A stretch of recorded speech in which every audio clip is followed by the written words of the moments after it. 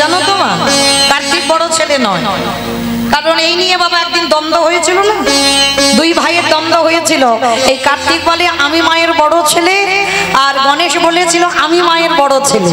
আর এই বলে দুইজনে ঝগড়া বেঁধে গেছে, মানে হাতাহাতি মারামারি হবে। তা যখন ঝগড়া বেঁধে গেল তো মা দুর্গা একটা সিদ্ধান্ত দিয়েছিল কি না, শোনো, সেই আমার বড় ছেলে হবে যে গোটা পৃথিবী পর্যটন করে, মানে গোটা পৃথিবী ঘুরে যে আগে সে মায়ের কোলে বসবে, সেই হবে আমার বড় ছেলে। মায়েরা আমার থেকে আপনাদের অভিজ্ঞতা বেশি, ভালো করে জানেন এই কার্তিকের বাহনটা কি?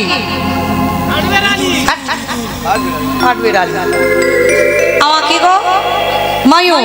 আর গণেশের বাহন এই তো বাবা, সে তো গর্ত দেখলে ঢুকে যাবে, তাই না? ওর দ্বারা পৃথিবী পর্যটন অসম্ভব। তার দুই ভাইয়ে যখন মা আদেশ দিয়েছিল যে পৃথিবী ঘুরে আমার কোলে বসবে সেই হবে আমার বড় ছেলে, তা কি করেছে দুই ভাই তখন হাসি ঠাট্টা করছে। কেন? তা কার্তিক বলছে দেখ ভাই তুই তো পারবি না, কারণ তোর বাহন ওইটুকু একটা ইঁদুর, সে যদি জল দেখে 10 পা দূরে যাবে, আবার যদি গর্ত দেখে তো গর্তের ভিতরে ঢুকে যাবে। তাহলে একটা কাজ কর, আমার বাহন তো ময়ূর, মানে এমন উড়বো, উড়ে পৃথিবী পর্যটন করে আমি মার কোলে বসবো, আমি হব মায়ের বড় ছেলে। দুই ভাইয়ের ঝগড়া করে বেরিয়ে গেল। আর দেখবেন বাবা বেটেদের গাঁটে গাঁটে বুদ্ধি, যারা একটু বেটে সেটে হয়, অপরাধ নেবে না, কাউকে উদ্দেশ্য করে বললাম না, কান বলে নিচ্ছি, হরি বল। যারা বেটে খাটো মানুষ না, তাদের একটু বুদ্ধিটা তীক্ষ্ণ হয়। তা গণেশ তো একটু বেটে সেটে ছিলেন নাটা মতো, তা মনে মনে ভাবছে কার্তিক তো চলে যাচ্ছে উড়ে, কিন্তু আমার বাহন ইঁদুর, একে নিয়ে তো পৃথিবী ঘোরা যাবে না। তাহলে কি করবো? কৈলাসের মাঝখানে বাবা মাকে বসিয়েছে, আর বাবা মানে শিব দুর্গাকে বসিয়ে ওই ইঁদুরের পিঠে চড়ে ওই কৈলাসটাকে মাত্র 3 বার প্রদক্ষিণ করেছে। আর 3 বার প্রদক্ষিণ করে গণেশ কি করেছে, মা দুর্গার কোলে এসে বসেছে, আর মা হাত দিয়ে লাড্ডু দিয়েছে, আমার গণেশ ঠাকুর বসে বসে লাড্ডুগুলো খাচ্ছে। আর এদিকে বাবা কার্তিকের কাল ঘাম ছুটে গেছে, সে পৃথিবী জয় করে আসছে, ময়ূরের পিঠে ঘোড়া ঘাড়ি করে। এইবার দরজা দিয়ে যেই না প্রবেশ করেছে, দেখা মাত্র ছমকে, আরে বাবা, হ্যাঁ রে গণেশ, তুই কি করে আমার থেকে আগে চলে এলি? মা দুর্গা হেসে বলল বাবা এদিকে আয়, যে বুদ্ধিটা আমার গণেশের আছে সেই বুদ্ধির সেই চেতনা এখনো তোর হয়নি। বলে কেন? বলে শোন বাবা, পৃথিবী জয় করতে লাগে না, যে বাবা মাকে শ্রদ্ধা করতে জানে, যে বাবা মাকে ভক্তি করতে জানে, মূর্তি পূজা করে কিছু লাভ হয় না। যদি এ জগতে কেউ জীবিত ভগবান পূজা করে, তাকে যেতে হয় না নবদ্বীপ, যেতে হয় না বৃন্দাবন, হরিদ্বার, দক্ষিণ ভারত, পশ্চিম ভারত, কুম্ভ মেলায়, কোথাও যেতে হবে না। যদি কেউ একবার জীবিত ভগবান পূজা করে, নিতাই গৌর প্রেমানন্দে। আর জীবিত ভগবান হলো যে যার ঘরের বাবা মা। যাও কোথায় কার্তিক, কিন্তু তোমার ভাই গণেশ ওরে পৃথিবী জয় করতে লাগেনি, ও বাবা মাকে 3 বার ঘুরে ও পৃথিবীর প্রদক্ষিণের কাজ করে নিয়েছে। তাই আমি মা হয়ে আদেশ দিলাম, বড় ছেলে তুমি নও, বড় ছেলে হলো আমার গণেশ। ওই জন্য কার্তিক বড় ছেলে নয়, গণেশ হলো মা দুর্গার বড় ছেলে। মায়েরা ব্যাসদেবের মনে একদিন অহংকার জন্মেছিল। শুধু এই আপনাদের আমাদের মতো মানুষের মনে অহংকার আসে, আর দেব দেবী বা যারা মহাপুরুষ তাদের মনে অহংকার আসে না? আসে। এই ব্যাসদেব একদিন সিদ্ধান্ত নিয়েছিলেন ভগবানের যত যত লীলা বাবা 7টা খণ্ডে শেষ করে দেবে, লীলার বাকি রাখবে না। যত যত ভগবানের লীলা আছে 7টা খণ্ডে সমাপ্ত করবে। তো এই কথা ভেবে ব্যাসদেব কি করেছিল, মনে মনে ভাবছে আমি তো রচনা করব আর লিখবে দুর্গার বড় ছেলেকে গণেশ। এইবার এই গণেশের উপরে দায়িত্ব দেওয়া হয়েছিল, বর্ণনা করবে ব্যাসদেব আর ভাগবতটা লিখবে গণেশ। তা এই গণেশ যে লিখবে, তা ভাগবতটা যে বর্ণনা করবে, তো মনে মনে ভাবছে আমি তো একটু স্নান করে শুদ্ধ হব। শুদ্ধ না হলে কি হয়, তো নদীতে স্নানে গেছে মা, আর নদীতে স্নানে গিয়ে দেখছে বিশাল বড় একটা বট গাছ, আর ওই ডালে ছোট্ট একটা চড়ুই পাখি বসে আছে। বাবা চড়ুই পাখি চেনো তো? পাখিটা সাইজ খুব বড় হয় না, ছোটখাটো একটা পাখি।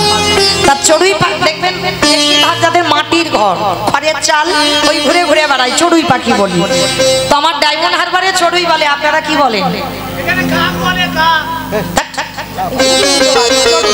বেশ, তাহলে বুঝতে সুবিধা হয়। তাহলে মায়েরা এই চড়ুই পাখিটা একবার করে বট গাছের ডালে বসছে আর একবার করে উঠতে উঠতে এসে ওই নদীর জলে পড়ছে। অনেকক্ষণ ধরে ব্যাসদেব লক্ষ্য করছে পাখিটা একবার জলে পড়ে আর পাখিটা একবার ডালে বসে।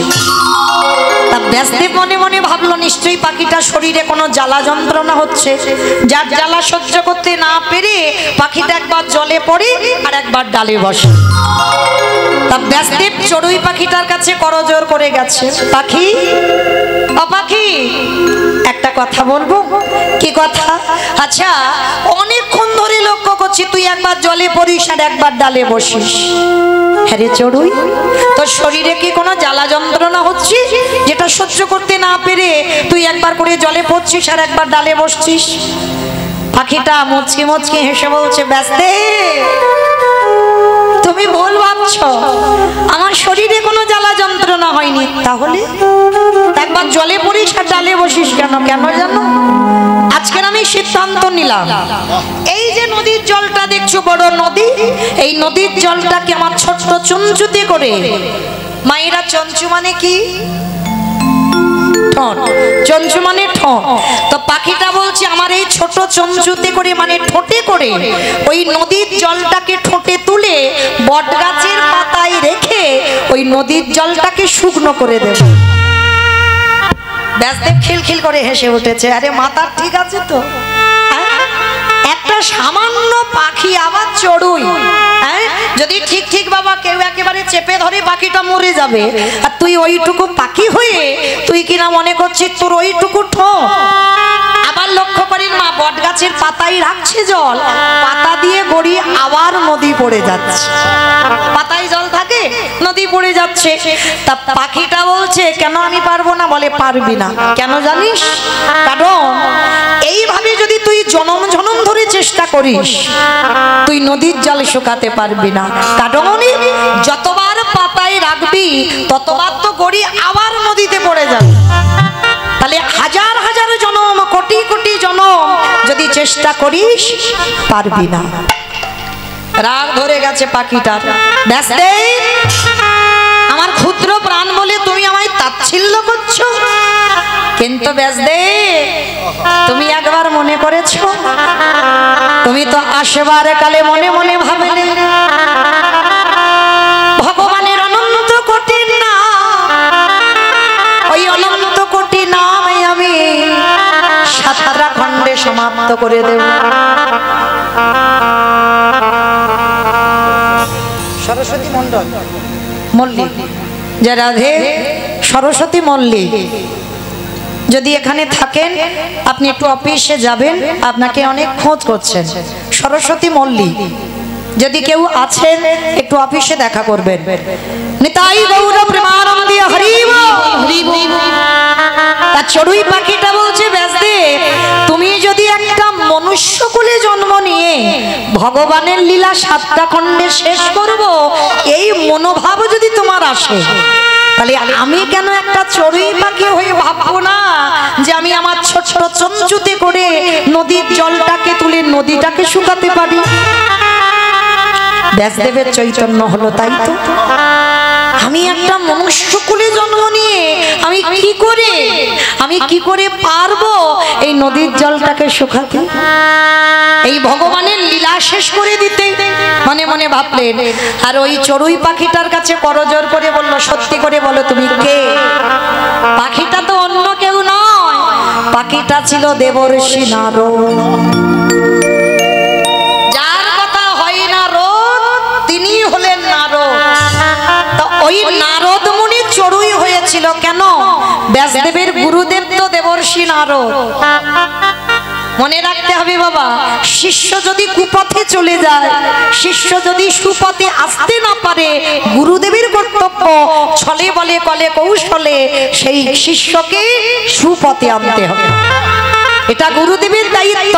কারণ একটাই কথা আমাদের শিরো রাখতে হবে বাবা, কৃষ্ণ রুষ্ট হলে গুরু রাখিতে পারে, আর গুরু রুষ্ট হলে কৃষ্ণ রাখিতে না। এ জগতে যদি কৃষ্ণ রেগে যায় ভক্তের উপরে, গুরুদেবের সে সাধ্য আছে, সে ক্ষমতা আছে যে শিষ্যকে রক্ষা করবে। কিন্তু গুরু যদি রুষ্ট হয়, আমার কৃষ্ণের ক্ষমতা নাই যে শিষ্যকে সুপথে আনবো। তাহলে গুরু যদি ধরতে হয়, তেমন গুরু ধরুন যে গুরুর চরণ ভজন করিলে, যে গুরুর চরণে আশ্রয় করিলে, একেবারে যদি গুরু চরণ ভজন করা যায়, ওই গুরু চরণ না ধরলে আমার নিতাইয়ের কৃপা পাওয়া যায় না। নিতাই চাঁদের কৃপা না হলে আমার গৌরের চাঁদের কৃপা পাই না। গৌরের চাঁদের কৃপা না হলে আমাদের ব্রজে যাওয়া যায় না। আরে ব্রজে যদি কেউ যেতে না পারো, ওই রাধা গোবিন্দের যুগা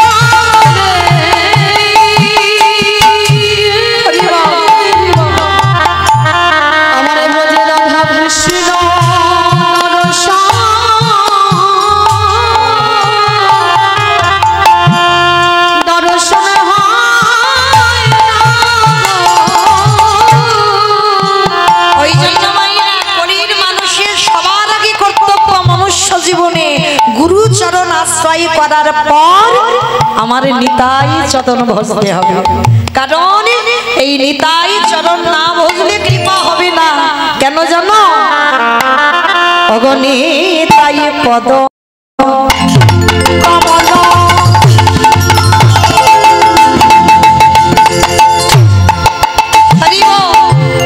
কোটি চন্দ্র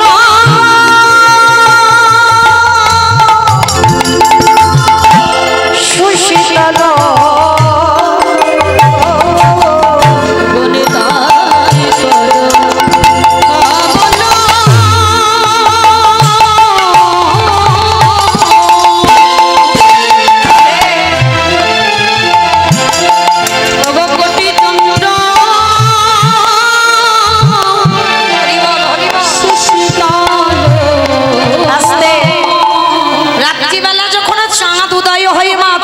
শীতলতা দান করে। আমার নিতাই চাঁদের চরণের তলাটা ঠিক ওই রকম। নিতাই পদ কমল কোটি চন্দ্র সুশীতল, মানে কোটি চাঁদ উঠলে যেমন শীতল দান করে, আমার নিতাই চাঁদের চরণ তলটা ঠিক তেমন। যে ছায়া এই জগৎ জোড়া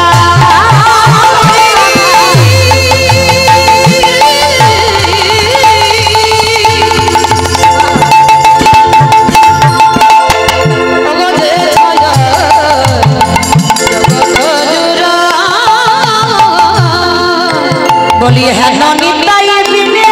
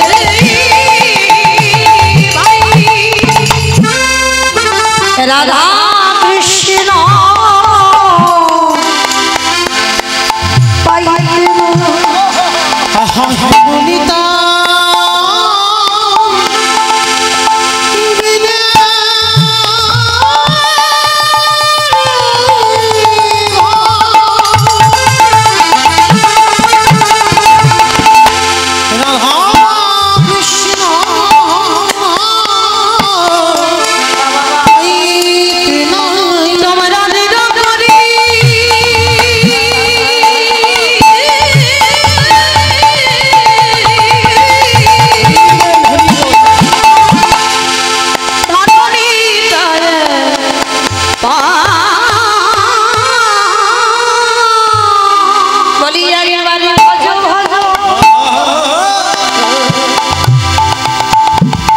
সবাই নিতাই ভজ নিতাই ভজলি নিতাই প্রেমানন্দে হরিবে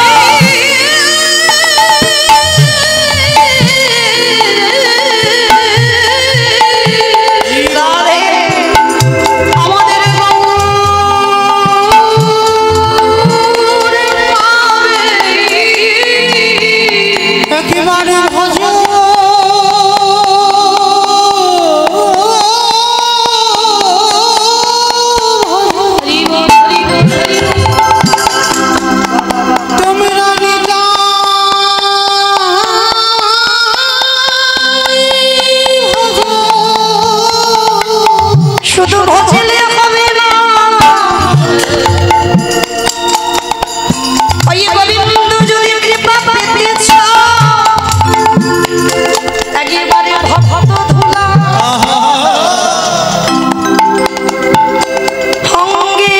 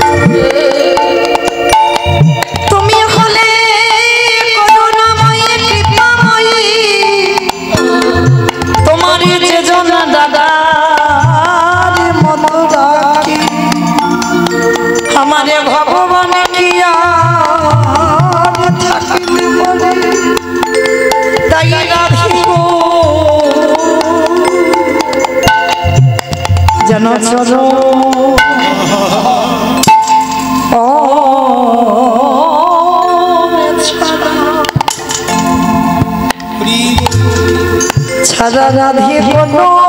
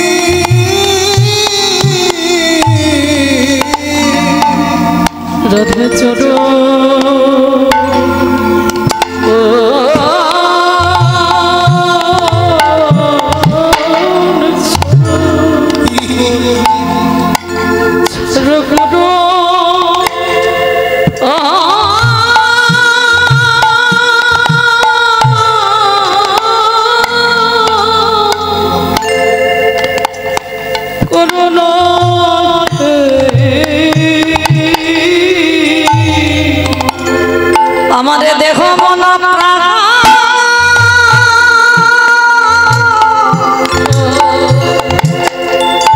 আমারে জীবন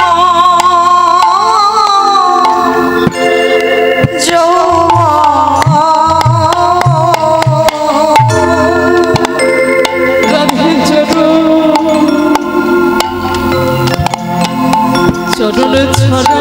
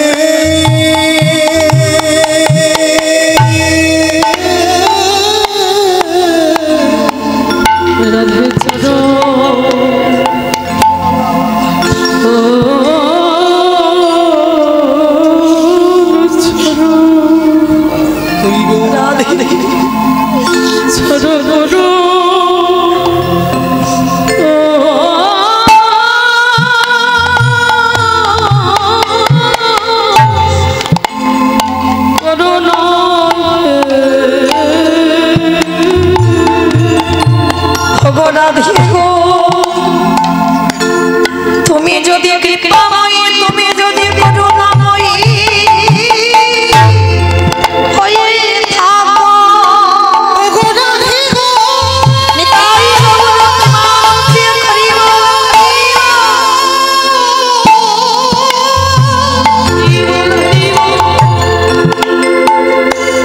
আমার জনমে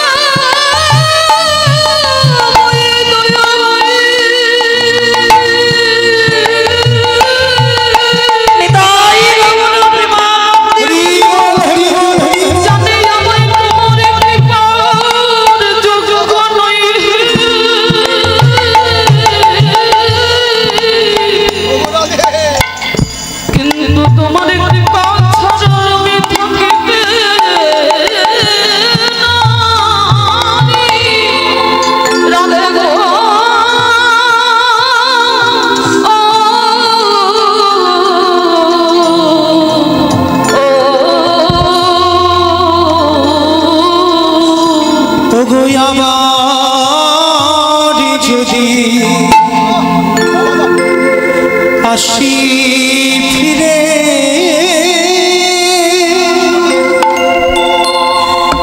আমায় দিও মানব জনম। নিতাই গৌর প্রেমানন্দে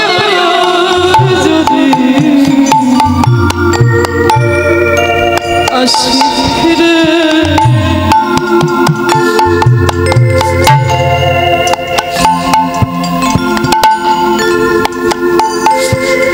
আমায় দিও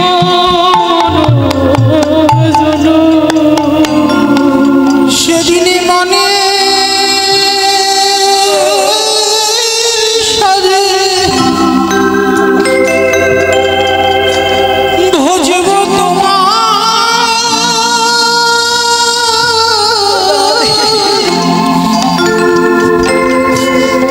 গো রাধা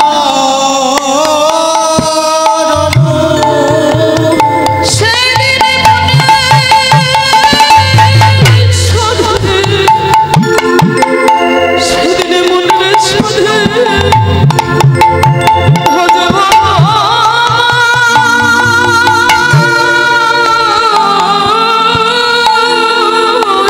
নিতাই গৌর প্রেমানন্দে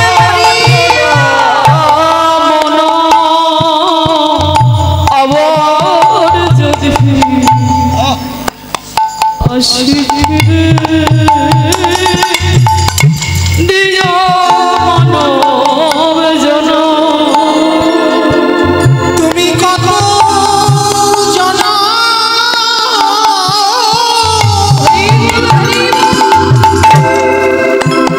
ওগো পারি গো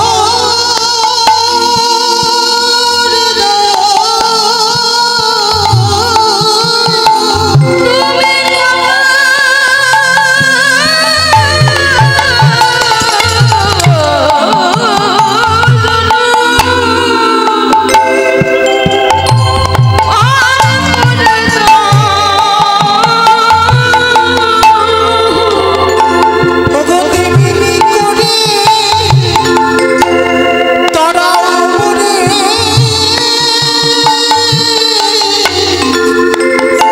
ওগো রাধা রনো ওগো তেমনি করে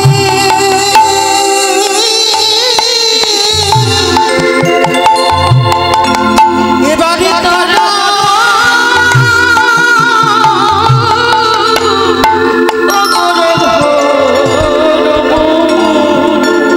দয়ালে আবার যদি আসি ফিরে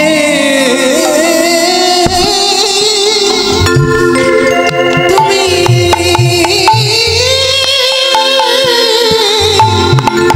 দিও মানব জনম।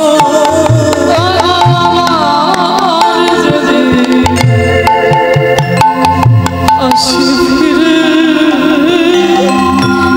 দিও মানব জনম। সেদিন মনের সাধে ভজিব তোমার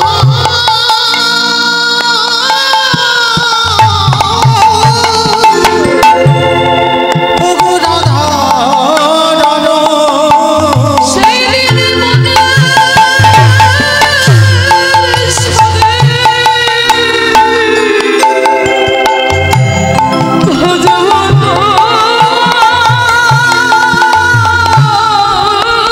নিতাই গৌর প্রেমানন্দে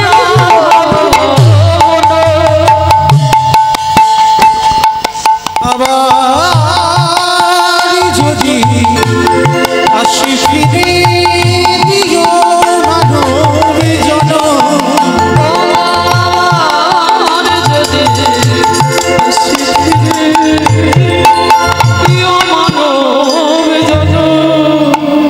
মায়েরা মনুষ্য কুলে জন্ম নিয়ে যেটা আমরা করে দেখাতে পারি অন্য কোনো জন্মে আমরা করে দেখাতে পারি না। এই যে মনুষ্য জন্মে আমরা জন্ম নিলাম ভজন কিরকম করতে হয় শিখে নাও মা, সাধনা কিরকম করতে হয়। আমাদের মতো একজন সাধারণ একজন নারী গো, জন্ম থেকেই ভক্ত বাড়িতে জন্ম হয়েছিল, কিন্তু মেয়েটা জন্মাবার পরে যে বাড়িতে বিয়ে দেওয়া হলো বাবা, ঘোর নাস্তিক। মায়েরা কথাটা একটু মন দিয়ে শুনবে, যদি কারো চেতনা ফিরে যায়। ভক্ত পরিবারে জন্ম নিল মেয়েটা, বাবা মা প্রসাদ ভোজি, গর্ভ থাকাকালীন থেকে মেয়েটা প্রসাদ পায়। জন্ম থেকে ভক্ত বাড়িতে গীতা পাঠ, ভাগবত পাঠ, হরিনাম সংকীর্তনে সর্বদা মেয়েটা ডুবে থাকে। মেয়ে যখন বড় হলো, দেখাশোনা করে বিয়ে দেওয়া হলো মা। বাবা মা আদর করে মেয়েটার নাম রেখেছিল শক্তুমা। তা মেয়েটার বিয়ে দেওয়া হলো, কিন্তু যে বাড়িতে বিয়ে দিয়েছে বাবা ভক্ত বাড়ি নয়, ভক্ত পরিবারও নয়। ভক্ত মানে শুধু বাবা এটাই বুঝবেন না যে তিলক সেবা করা থাকবে, গলায় মালা থাকবে, গেরুয়া বসন থাকবে, তবেই ভক্ত। কালকের প্রথমেই বলেছে হরিবাসরে, ভগবান চিনবে চরণে, ভক্ত চিনবে নয়নে। একবার কৃষ্ণ নয়নের নামে যার হৃদয় না দূরে ওঠে, সে বাবা যতই আচরণ করুক না কেন সবটাই বিফল হবে। ভক্তি যার কৃষ্ণ তার সর্বশাস্ত্রে কয়, ভক্তি না থাকিলে কৃষ্ণ দেখিও বাবা। তো আজকে লক্ষ্য করে দেখেন, এই শক্তমা যে বাড়িতে বিয়ে হলো মানে একেবারে নাস্তিক। নাস্তিক বলতে কি, কোনোদিন ভগবান পূজা অর্চনা হয় না। সে বাড়িতে গীতা পাঠ তো দূরের কথা, ভাগবত পাঠ তো দূরের কথা, কোথাও যদি গ্রামে হয় বাড়ি থেকে কেউ শুনতে যাওয়ার অধিকারও ছিল না। এই যে আপনারা ছুটে এসেছেন সংসার ধর্ম সব ত্যাগ করে, এই যে দুটো তিনটে দিন এই হরিবাসরে বসে থাকেন, এই যে ছুটে এলেন, কিন্তু এই অধিকারটা শক্তমার শ্বশুর বাড়িতে ছিল না। এত এত বাবা কঠিন শাসন ছিল। কিন্তু শক্তমা বিয়ের পরে একটা দিন বাপের বাড়ি নালিশ জানায়নি যে মা এই বাড়িতে আমি কৃষ্ণ বলে কাঁদতে পারি না, কৃষ্ণ বলে কাঁদা বাড়ো, কৃষ্ণ ভজন করা বাড়ো, যদি একটু গীতা পড়তে যাই সেটাও বাড়ো, গ্রামে যদি কোথায় হরিনাম যজ্ঞ হয়, ভাগবত পাঠ হয়, সেখানে শুনতে যাওয়াও বারণ। একটা দিনের জন্য শক্তমা বাপের বাড়ি যাই, মনে করেছিল আমার সাধনা যদি সঠিক হয়, এই পরিবারটাকে আমি কৃষ্ণ ভক্তের পরিবার করব। কারণ মনে রাখতে হবে, সংসার সুখের হয় পুরুষের গুণে। পুরুষের গুণে, প্রবাদ বাক্য না, ক্ষমার বচন, রমণীর গুণে, পুরুষের গুণে নয়। সংসার সুখের হয় রমণীর গুণে। ঘরের নারীকে ঠিক হতে হবে, নারী হচ্ছে শক্তি, আর নারী যদি ঠিক না হয় সে সংসার কোনোদিন সুখের হবে না, হতে পারে না। তো আজকের শক্তমা কি করেছে, কোনোদিন বাপের বাড়ি জানালো না, কিন্তু মনে একটা সংকল্প ছিল যে আমি কোনো না কোনো দিন আমার পরিবারটাকে কৃষ্ণ ভক্তের পরিবার করব।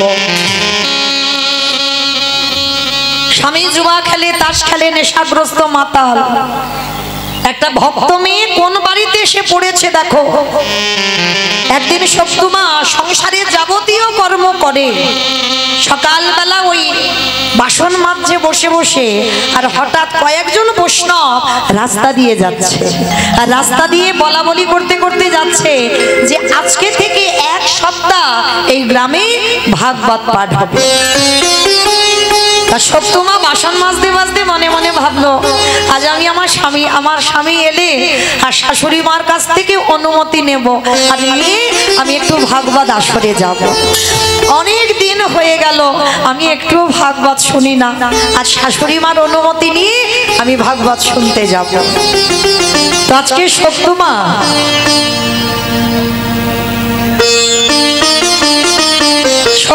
যেই না আজকে কি করেছে বাবা, ভাগবত পাঠ হবে, শাশুড়ি মার কাছে গেছে, মা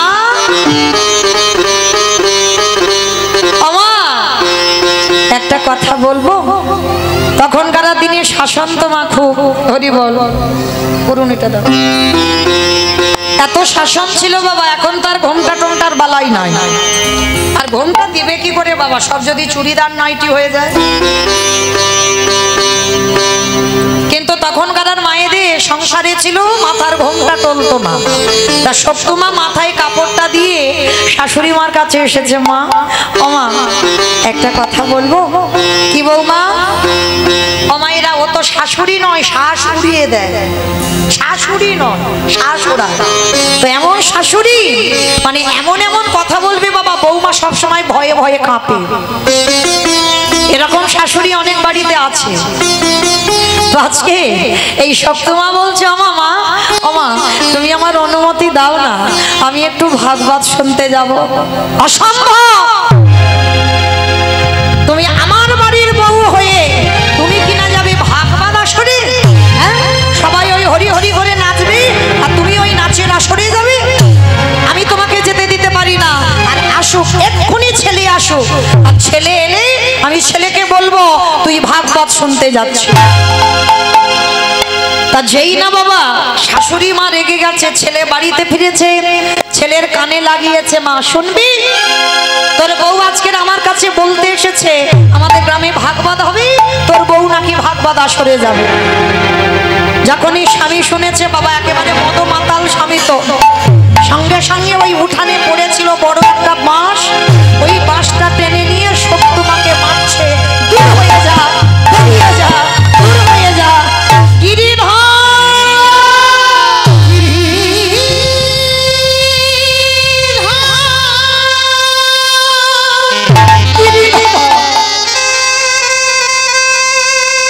একেবারে দেখা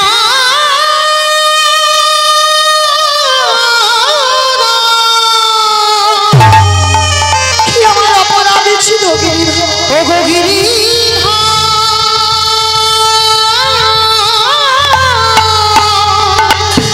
দেখা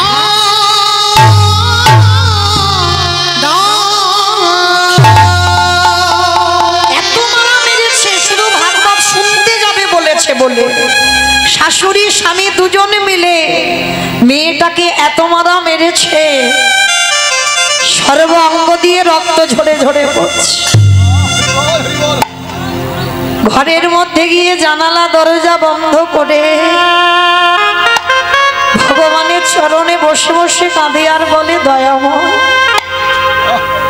কি আমার অপরাধ ছিল, কি আমার অন্যায় ছিল বলতে পারো? যে অপরাধের জন্য একটু তো তোমার ভজন কীর্তন শুনবো বলতে চাইলাম, তার জন্য আমার শাশুড়ি আমার স্বামী ধরে কি মার মারলো। তুমি কি আমার চোখের জল দেখতে পাও না? তুমি কি আমার ডাক তোমার কানে চাই না? বসে বসে কাঁদছে আমার গিরিধর।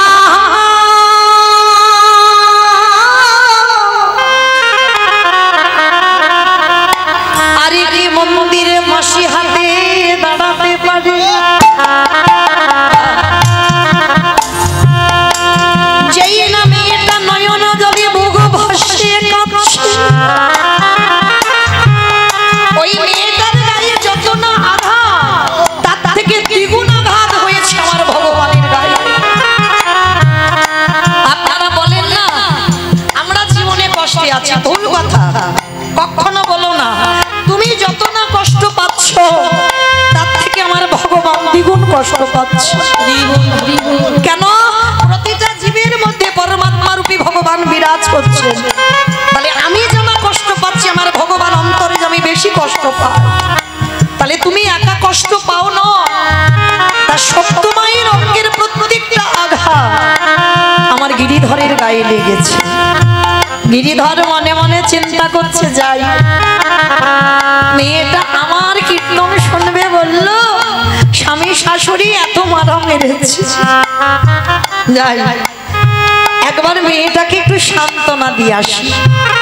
এইবারে ভগবান আমার শাশুড়ির বেশ ধরেছে। কি মজার ব্যাপার দেখো, ভগবান শাশুড়ি হয়েছে। আরে ভগবান শাশুড়ি হয়ে যেই না সপ্তমা দরজা বন্ধ করে কাঁদছে, আর ভগবান শাশুড়ি হয়ে দরজা ধাক্কা দিচ্ছে, বৌমা, বৌমা, কি আমার শাশুড়ি ডাকছে, তার মানে কি আবার আমায় মারবে? মনে ভয়, ছোট্ট একটা মেয়ে তো, তখনকার দিনে ছোট ছোট মেয়েদের বিয়ে হতো, মা অত জ্ঞান বুদ্ধি থাকতো না। ভয় হচ্ছে যদি মা আবার মারে। বারবার ডাকছে, বৌমা দরজা খোলো। শক্তমা তাড়াতাড়ি করে, গায়ে তো মেরেছে খুব, গায়ে দিয়ে রক্ত বেরোচ্ছে, দরজাটা খুলে দিয়েছে, অঙ্গটা ঢাকা দিয়েছে সব। হাত জড়ো করে মাথা নিচু করে দাঁড়িয়ে আছে। ভগবান যে শাশুড়ি হয়েছে সেটা কি বুঝতে পারল? ভগবান এসে সপ্তমায়ের মাথাতে হাত দিয়েছে। পরশমণির পরশে লোহা সোনা হয়। আর আমার গোবিন্দ যদি কোনো ভক্তকে পরশ করে, তার হৃদয়টা সোনার থেকে আরো মূল্যবান। ভগবান সপ্তমায়ের মাথায় হাত দিয়ে বলছে, কিরে আমি মেরেছি, বড় কষ্ট হয়েছে, আমি মেরেছি বলে তোর ব্যথা লেগেছে, কই দেখি কোথায় কোথায় মেরেছি। ভগবান হাতগুলো দেখলো, মেরেছি, রক্ত ঝরছে। সর্বঙ্গে ভগবান হাত বুলিয়ে দিয়েছে, সব জ্বালা যেন নিমিষে জুড়িয়ে গেল। শাশুড়ি মা মাথায় হাত দিয়ে বলছে, এই মেয়ে, আমি বকেছি বলি, মেরেছি বলি, যাবি না? যা, আমার ছেলে এখন ঘরে ঘুমাচ্ছে, ছেলে তো জানতে পারবে না, যা তুই এই রাত্রিবেলা তুই ভাগবত শুনতে যা। আর শোন, ছেলে তো জানবে না, সকাল সকাল চলে আসবি। আর একটা কথা, ওই ভাগবত শেষ করে আমার জন্য একটু প্রসাদী নিয়ে আসবি। ওটা শাশুড়ি নয়, ভগবান শাশুড়ি হয়ে অনুমতি দিল। আর এদিকে সপ্তমা তো অবাক, মা আমি যাব ভাগবত শুনতে। কেন রে? আমি বলছি অনুমতি দিচ্ছি, তুই যাবি না কেন? যা যা যা, তাড়াতাড়ি চলে যা, আমার ছেলে ঘরে ঘুমাচ্ছে, জানতে না পারে, চলে যা। ভগবান শাশুড়ি হয়ে দরজাটা খুলে দিল। শাশুড়ির কাছ থেকে অনুমতি নিয়ে বৌমা চলে গেল আজ সেই ভাগবতের আসরে।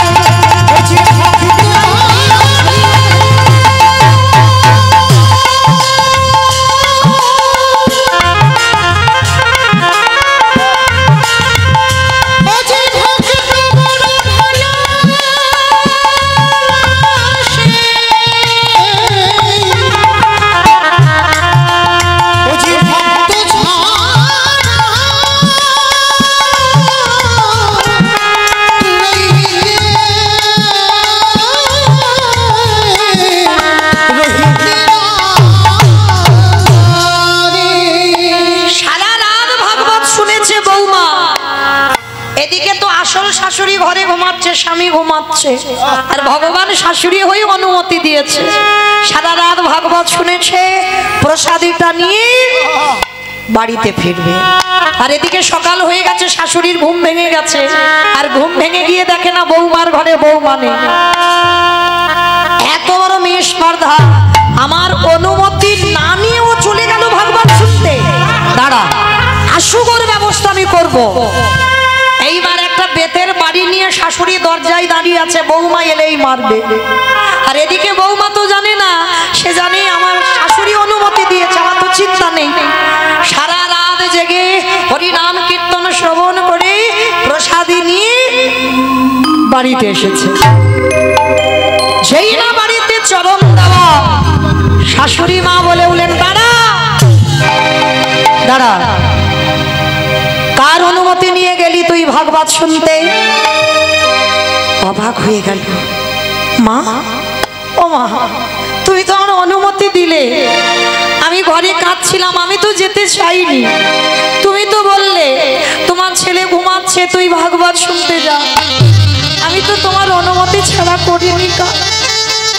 তবে রে এত বড় মিথ্যাবাদী! আমি ঘরে ঘুমাচ্ছিলাম, তুই চুরি করে চলে গেলি, আর ছেলেকে বলবি আমি তোর অনুমতি দিয়েছি। এরাই হলো কৃষ্ণ ভক্ত।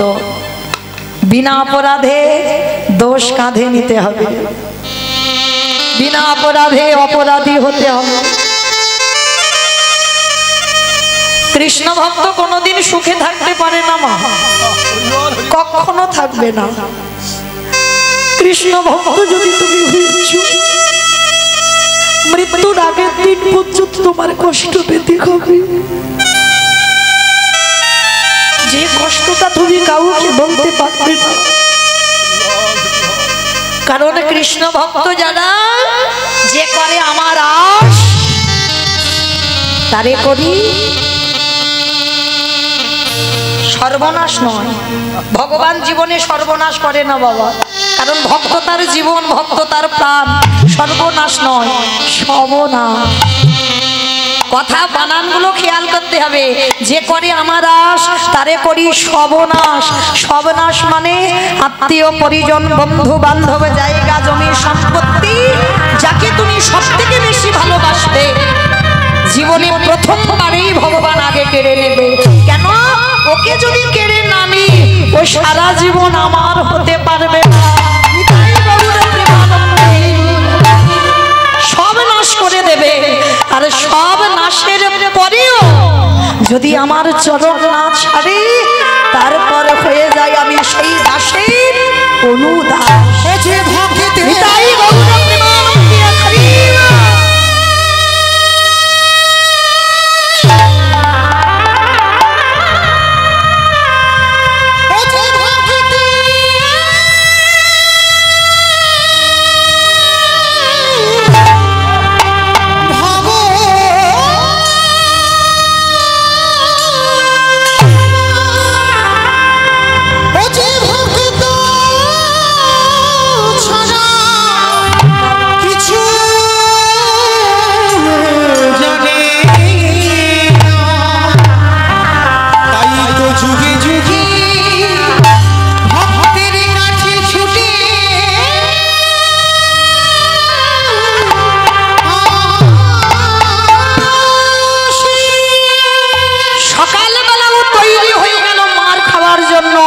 শাশুড়ি মা বলে উঠলেন, আমার অনুমতি না নিয়ে গেছিস, দেখাচ্ছি মজা।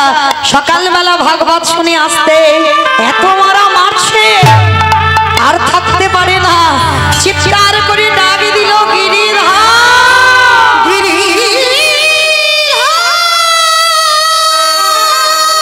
তোমারে ভালোবাসি বলে এত কষ্ট কেন দাও?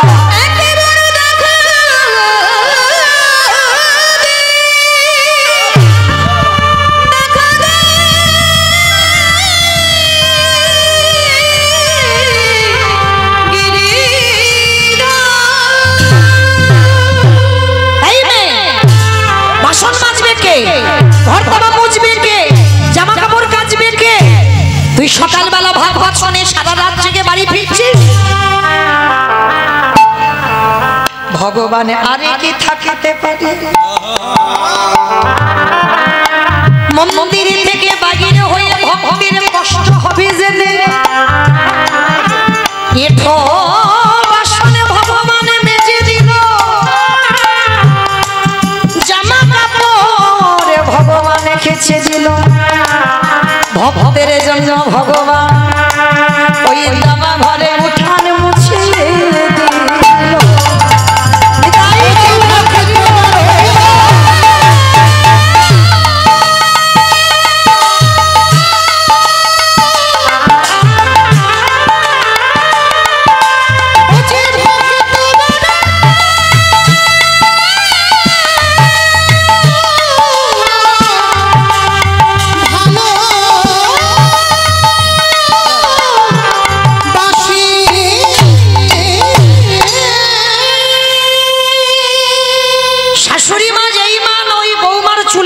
শাশুড়ি ধরে এঁঠো বাসনের কাছে নিয়ে গেল, গিয়ে দেখলো মা বাসন মাজে পরিষ্কার।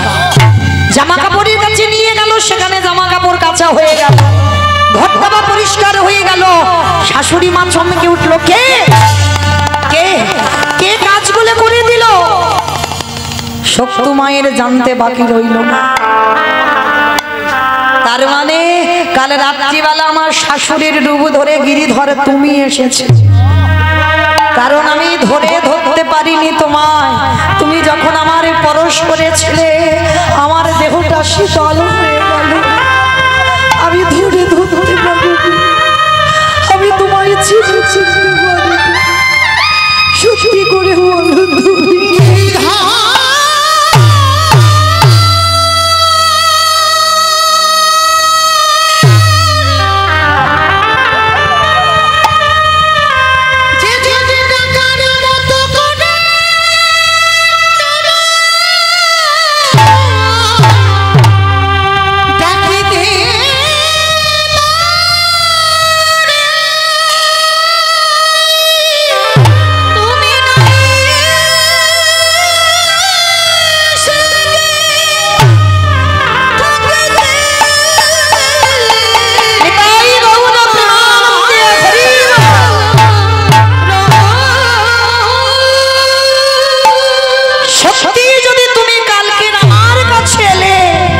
আমাকে কেন তুমি ধরা দিলে না? তাহলে এই সংসারটা যখন কেউ কৃষ্ণ ভক্ত নয়, একবার দেখা দাও, একবার দেখা দাও। হরে কৃষ্ণ নামে কাঁদবে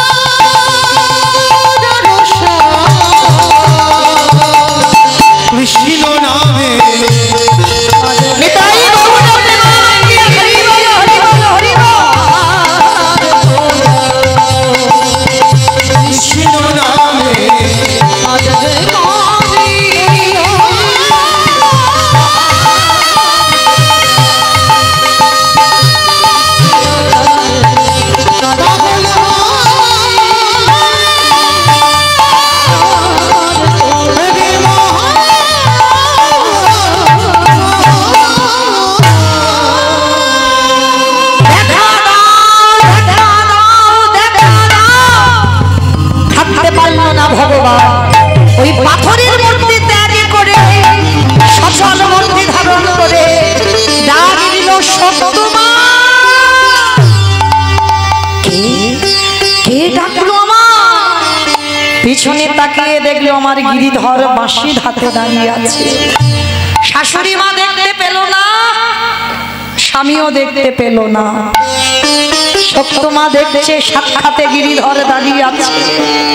ঠাকুর, সেই যদি এলে এই বাড়িতে একবার আমার শাশুড়ি মাকে কৃপা করো, একবার আমার স্বামীটাকে কৃপা করো। ভালো করে ভেবে দেখেন, এত যাতনার পরেও বলছে শাশুড়ি মাকে কৃপা করো, স্বামীকে কৃপা করো। কারণ তোমার কৃপার বাড়ির বরিশন যদি না হয়, এই পরিবারটা কৃষ্ণ ভক্তের পরিবার হবে কি করে? আমি এতদিন জ্বালা সহ্য করেছি শুধুমাত্র তোমার দর্শনের জন্য, একবার কৃপা করো। সাক্ষাতে শাশুড়ি স্বামী দেখলো, ঠিক মীরাবাই যেমন আমার গিরিধারীর পাশে দাঁড়িয়ে আছে, তাদেরই বাড়ির ঘরের বউ আমার মীরাবাইয়ের মতো দাঁড়িয়ে আছে। এটাই গৌর প্রেমানন্দে লুটিয়ে পড়ল গিরিধারীর চরণে। গিরিধর, আমরা বুঝতে পারিনি আমাদের ঘরে যে কি মূল্যবান সম্পদ এলো, এতদিন বুঝতে পারিনি। ক্ষমা করে দাও, ক্ষমা করে দাও প্রভু। সেই দিন থেকে গোটা পরিবারটা, যে স্বামী মদ মাতাল ঘোর নাস্তিক, তারা সবাই কৃষ্ণ ভক্তে পরিণত হলো। তাহলে যারা যারা শুনলাম, অনুভব করলাম কি এদের বলে নারী। একটা নারী পারে গোটা পরিবারটাকে কৃষ্ণ ভক্তের পরিবার করতে। হরি বল। তাহলে আজকে মায়েরা সেই চৈতন্য মহাপ্রভু আজকে নারী ভাব নিয়েছে। কেন মায়েরা? আপনারা তো জানেন লীলাটা আপনারা তো জানেন, লীলাটা তো বলতে হবে না। আপনারা জানেন লীলাটা আজকে কি হবে, সবার মুখস্থ, তাই না? গৌরচন্দ্রিকাটা শুনলে বোঝা যাবে। তবে এখন গৌরচন্দ্র হবে না, গৌরচন্দ্রিকা হবে। কেন না? যেখানে দেখবে আমার মহাপ্রভু কৃষ্ণ ভাবে ভাবিত, সেখানে হয় গৌরচন্দ্র। আর যেখানে আমার মহাপ্রভু রাধা ভাবে ভাবিত, সেখানে হবে গৌরচন্দ্রিকা। কেন? নারী ভাব যা হতো চন্দ্রিকা বলা হচ্ছে। তো আজকের মহাপ্রভু তো আপনারা জানেন, রাধা কৃষ্ণ একাত্মা দুই দেহ ধরি, অনন্য বিলাস রস আস্বাদন করি। এই দুই ভাব এবে চৈতন্য গোসাই ভাব রস আস্বাদিতে দোহে একতা। কামিনী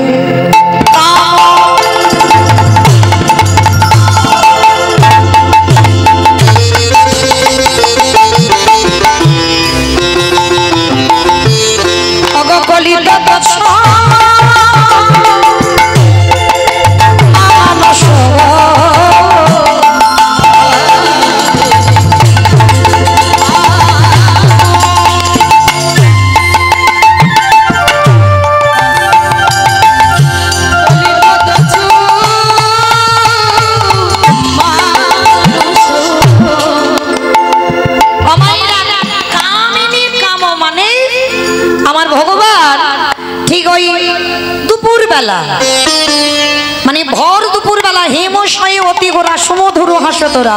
হেম মানে সোনা, মানে ভগবানের অঙ্গকান্তিটা যেন কাঁচা সোনা বেটে দিয়েছে। আর হেম মানে সোনা, আর সেই স্বর্ণ বর্ণ কান্তি আমার গৌরী যখন যাচ্ছে, ভাবটা কি কামিনী। কামিনী মানে নারী জাতি। মহাপ্রভুর ভাবটা আজকে নারী ভাব হয়েছে। কামিনী কাম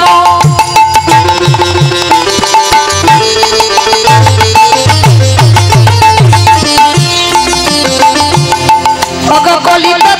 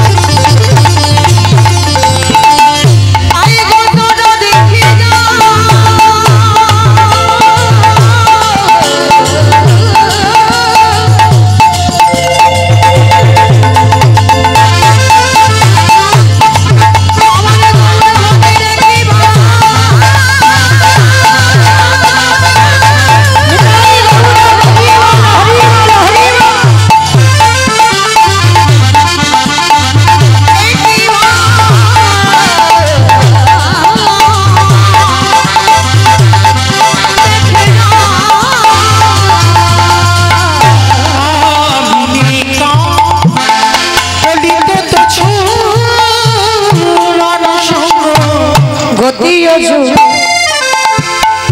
গজজিনী মনন্দ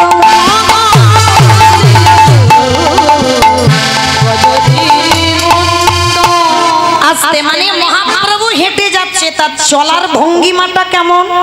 অমাইরা এই গজ মানে কি গো? ঘোড়া ঘোড়া গজ মানে ঘোড়া। হ্যাঁ, গজ মানে ঘোড়া। হাতি খিচুড়ি স্কুলে যায়নি তো, যদি একটু খিচুড়ি স্কুলে যেত তবু না একটু বুদ্ধি শুদ্ধি হতো, তাও যায়নি। মানে গজ মানে হাতি। আর মহাপ্রভুর হরিবল মহাপ্রভুর চলার ভঙ্গিমাটা মা যেমন হাতির মতো যাচ্ছে। অমাইরা হাতি দেখেছো? চোখের সামনে দেখেছো? চিড়িয়াখানায় না মিথ্যা বলছো? দেখেছো? বেশ, হাতি কিন্তু খুব জোরে জোরে যায় না। দেখবেন হাতি যখন যায় ঠিক দুলে দুলে যাবে, একটু দুলে দুলে যায় না। হরিবল অপরাধ নিও না মা, কানটা আগে মুলে নিচ্ছি। দেখবেন কোন কোন মেয়েরা যখন রাস্তা দিয়ে হেঁটে যায় পিছন দিকে একটু তাকিয়ে দেখবে তাদের হাঁটা চলার ভঙ্গিমাটা ঠিক যেন নারীদের মতো দুলে দুলে যাচ্ছে। মানে হাঁটা চলা দেখলে, পোশাক আশাক দেখলে বোঝা যায় এ কোন বাড়ির মেয়ে হতে পারে। আগে কিন্তু কান মুলে নিয়েছি, কাউকে উদ্দেশ্য করে আমার বলা নয়, আমাকে পদাবলীটা বোঝাতে গিয়ে বলা। তাহলে দেখবেন কোন কোন মেয়ে যখন হেঁটে যায় মানে হাতির মতো দুলে দুলে যায়, আর কোন মেয়ে যখন হেঁটে যায় দেখবে মা উটের মতো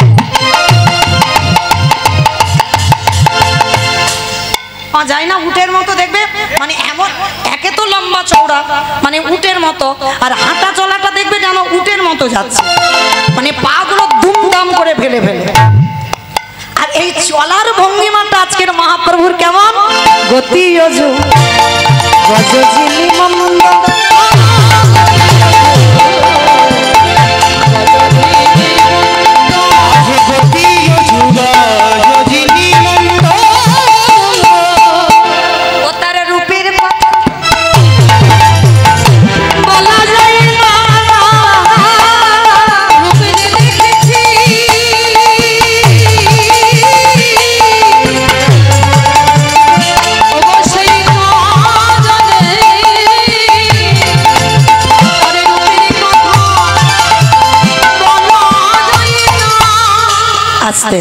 তাহলে মহাপ্রভু আমার যাচ্ছে কখন? ঠিক মাঝ দুপুর।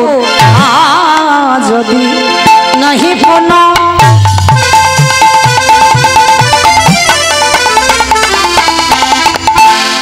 বসনে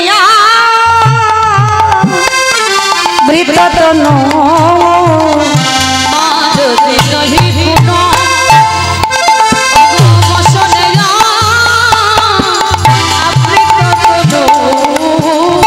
কহত হি পূজা বসু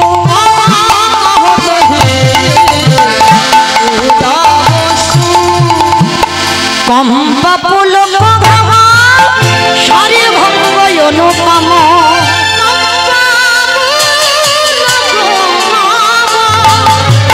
সারি ভঙ্গ কম্পা পুলক